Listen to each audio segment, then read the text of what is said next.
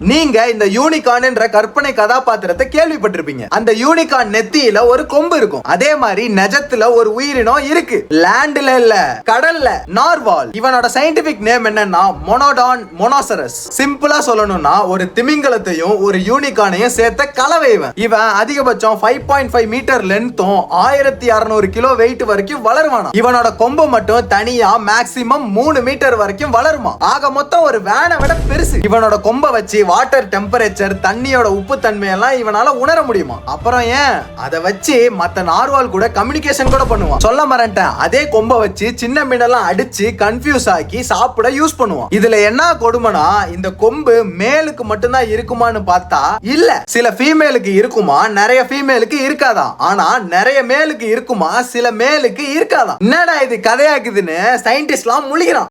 என்னங்க எனக்கு ஒண்ணுமே புரியல.